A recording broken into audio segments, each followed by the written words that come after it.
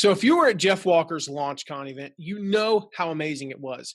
But if you missed it and you want to know some of the biggest takeaways from that event, one of the biggest online marketing events of the year, then you are in the right place today. I've got Mark Sieverkropp from my team on who attended, and he's going to share some of his biggest takeaways with you today.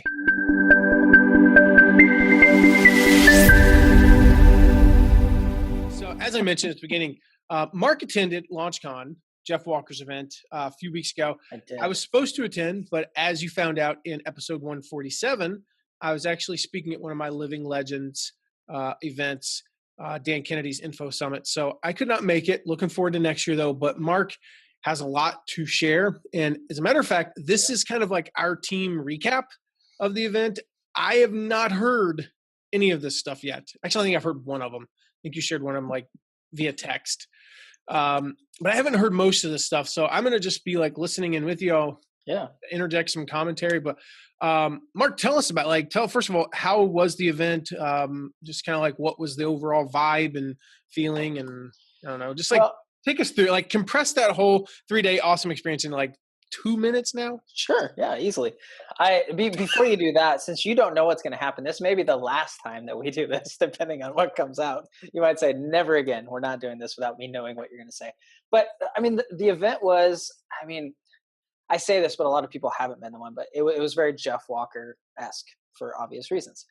But one of the things that I thought was really cool, and I kind of went into this one with a very different mindset than I went into PLF Live when we went in the spring.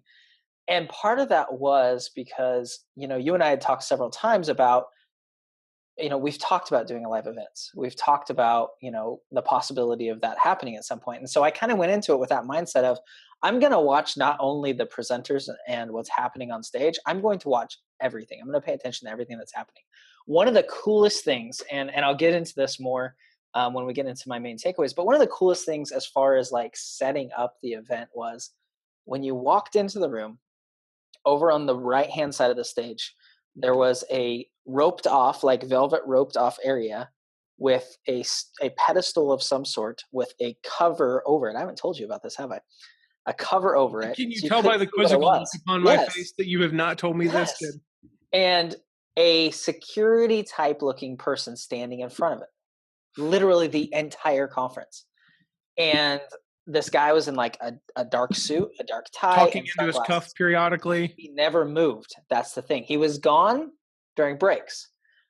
But while everybody was in the room, while everybody was presenting, he was standing there the entire time. And there was actually 2 guys, I think. And aside from me feeling like I should do the whole Buckingham Palace thing and go take a picture next to him and do random things and see if he moved. Selfie.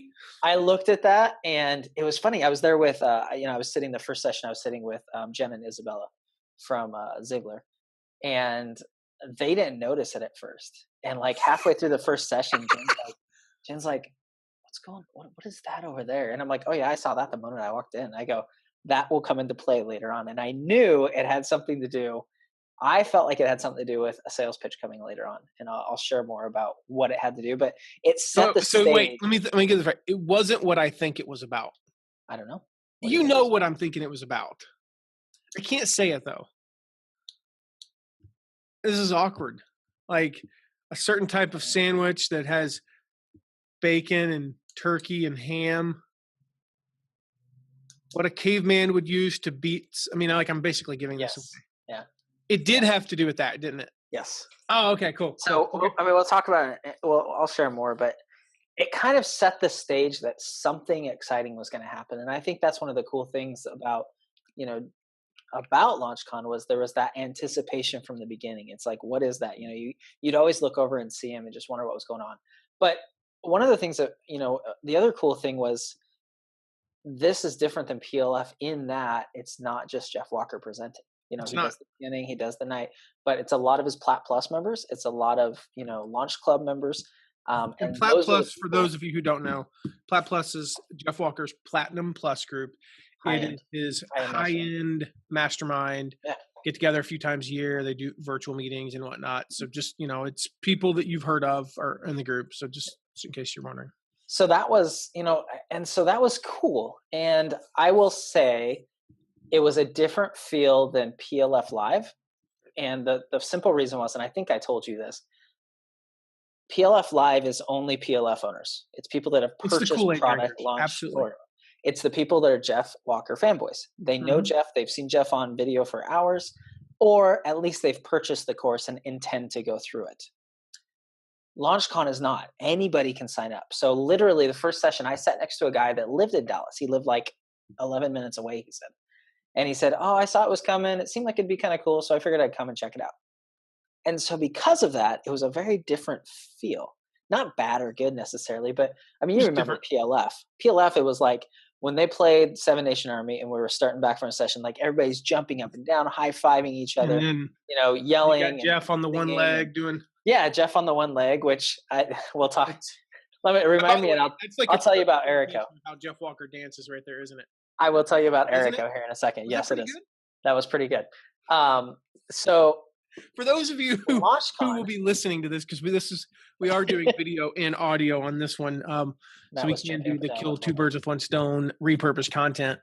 The Jeff Walker dance, and I can make fun of him because you can't dance any better. Like this is not Jeff. His dance it's got the hop on the one leg. Usually, I believe it's left, and then the opposite hand is in the air, and then occasionally he'll switch and it's right leg, left foot, and he's bouncing and he just kind of hops around in like mini circles. Okay, so now that you said that, I have to tell you, one of the speakers. I was going to wait till later to tell you this, but since we've already talked about it, Erica Roca. I got to interject something. So for those, the reason is there is a disconnect between the way that Jeff Walker comes out on stage, but yet the way he is on camera typically. But you can tell, and he'll admit this, he's an introvert and he dances like an introvert. Okay, go ahead. And he goes way outside his comfort zone, and that's one of the cool things. Like, so the feel was very different. Then I'll get back to Erico. The feel was very different for that reason. You had people back in the back corners that when everybody else, they did the key eye thing with what's his name? The bald guy. Ricardo.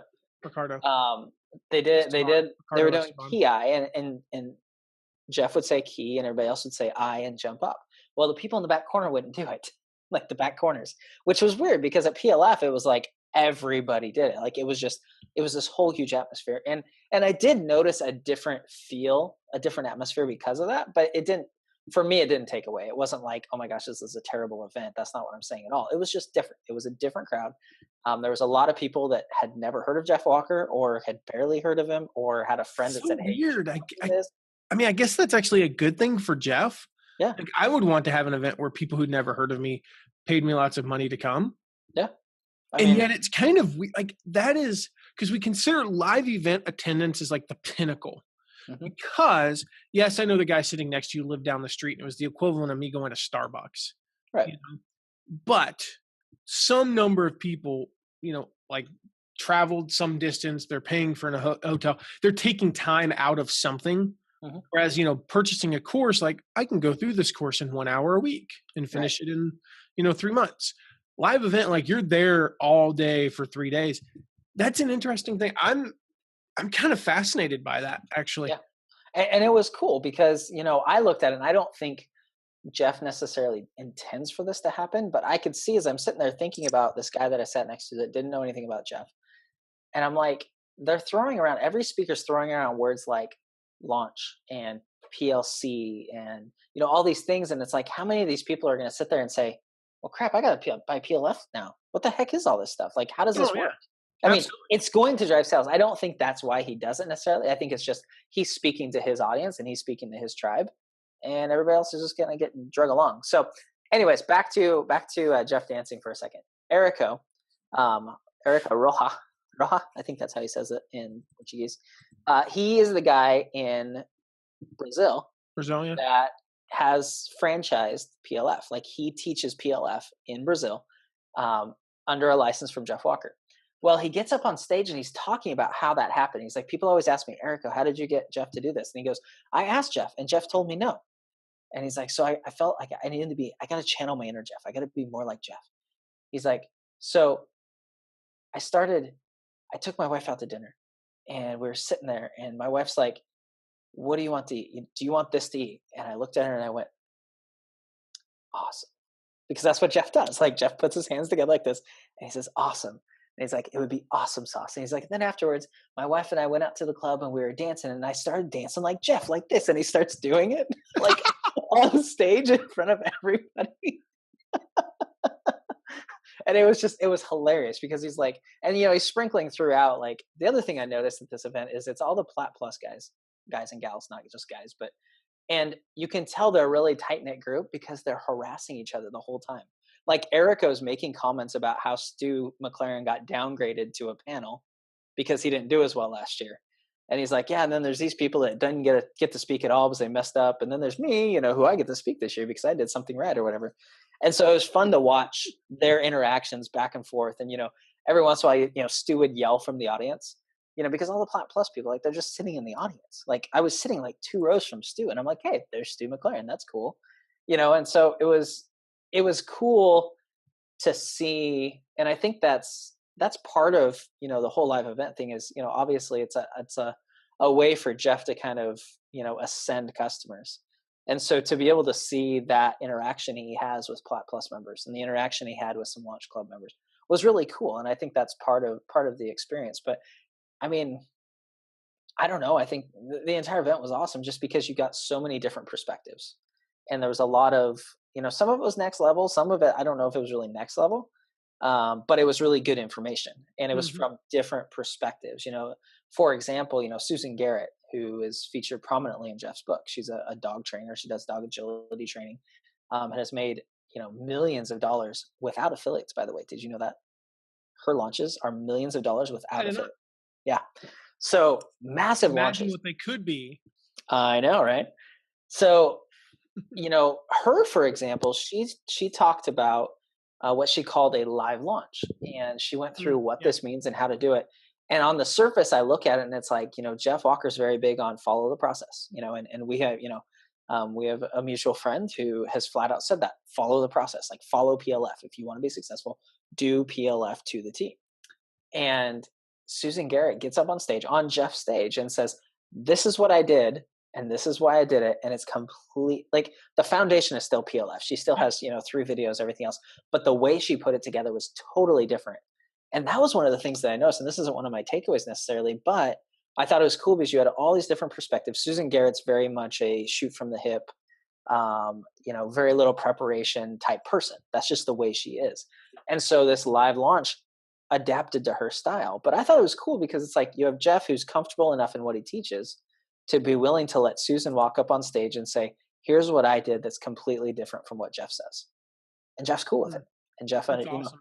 And because we know people like that are so protective of what they teach that it's like, no, you have to teach exactly what I teach, or you're not getting anywhere near my tribe. And I thought it was really neat that he's willing to basically step back and say, hey, that worked for her.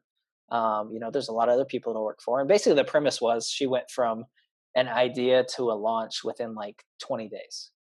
And she did it all using Facebook Lives. And it was really, really awesome. And here's the thing, like, if I were to take like the overarching takeaway from PLF Live, and if you'll remind me, actually, I'm going to write a note.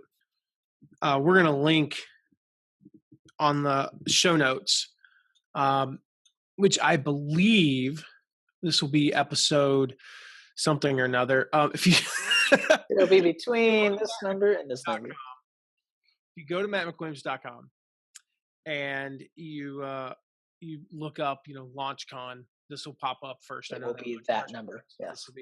We'll link to the recap we did at PLF Live. And one of my, the overarching takeaway that I had was, to quote Nike, just do it. Mm-hmm. And I told this story about this guy. What was he, like an accountant or something, or a life planner? And we're watching this pre-launch video that he does. And I'm telling you, like, I'm admitting, and this is a fault, I'm admitting how I was wrong here, that my inner dialogue is, oh my God, this is so painful. This is terrible. Yeah. Like, I mean, I'm not going to pick on the guy, but it was dry. He was like a financial planner dude, right? And that's what I'm saying. It was low video quality. Like, it wasn't amazing video quality. It wasn't amazing. It was like 120p. Yeah. Not exaggerating. And when it finished, This is what the crowd started doing. And 1,000 people clapped for that man. And I started clapping too, because it hit me the moment I heard the first clap. He did it. He did what 99.99% of people will never do. And that takes what my good friend growing up would call C.O. Jones. Y'all can figure that one out if you don't know what it means. Translated into Spanish. Anyway, he did it. He took guts and he did it. And if he had fear, he broke through the fear. If he had doubt, he broke through the doubt. If he had, whatever, he got through it and he did it. And I don't know the numbers of the results, but he did it, and that's what's important. And so, what that tells me with Susan is, 20 days now. She'd already been massively successful. She's been a case study in PLF for 5 years. She's way past. What that tells me is this: if you can't put together the super duper video quality, and I'm not suggesting you don't have any lighting. Get some decent lights. Spend $50 on something. Make sure you're recording it on something that's at least 1080p. You don't need to record in 4K. Make sure you have go get an ATR 2100 mic, for $50-$60 on Amazon and sound good, or go get a lavalier mic. There's some good ones that are $50 on Amazon, really good. For $100, you can look and sound amazing on Facebook Live or whatever, YouTube Live, doesn't matter. Okay. Yep. And you can record these videos. Now, the beauty of a Facebook Live video is nobody's expecting the B-roll. Yep. Nobody's expecting the music in the background and the perfectly produced things. And when you say, I'm just going to make up, I'm going to find a note here. When you say, I had breakfast breakfast, nobody goes, why would they leave that in this video? That's ridiculous. You say that on Facebook Live and nobody cares. You said breakfast, and so you can get away with more. And so my point is, you could do the same thing. You could have a launch up and running in 3 weeks if you committed to doing, 3 video series on Facebook Live. And there's no excuse. There's nothing holding you back at that point. Because again, nobody's expecting unbelievably polished stuff. So that was a long way of saying that's the lesson that I take away from that is it's just do it. Yeah. Oh, you want to do a launch? Just do it. Launch. Stop talking about it. Do it. Do it. You know what? Do it December 1st. Yep. There's a goal for you. Launch December 1st. Well, there's a ton of stuff that Susan Garrett put into those, but at the foundation, you're right. It's super, super simple. It really is. And it's a matter of, and that's what she said. She said, start a Facebook group and just start recording videos. Who cares if anybody even sees them? Just get used to doing it. And, that was one of the big things that she talked about. So, those weren't my actual takeaways. We haven't even gotten my actual takeaways. So let's get to your actual takeaways. Let's get to those. There's a couple, one of the big ones. I'll tell you what, let's do this. We're going to cut real quick. We've shared a lot about PLF I keep saying PLF Live. We've shared a lot about LaunchCon. We're going to cut to another episode, and we're going to get right in the next episode to those 3 takeaways. Sound like a plan? They're going to be awesome too. All right. So you've already gotten some good stuff. Get out there and do it. If you want to do your launch live, do that. If you want to make fun of Jeff Walker from stage, you have to find a stage, and then do it. You might need to be and then I think one of the things we didn't really talk about was just the power of going to live events, and we'll probably touch on that in the next one. So come back for the next episode. We're going to talk about those 3 big, practical takeaways that Mark got from LaunchCon. So we'll see you in the next episode.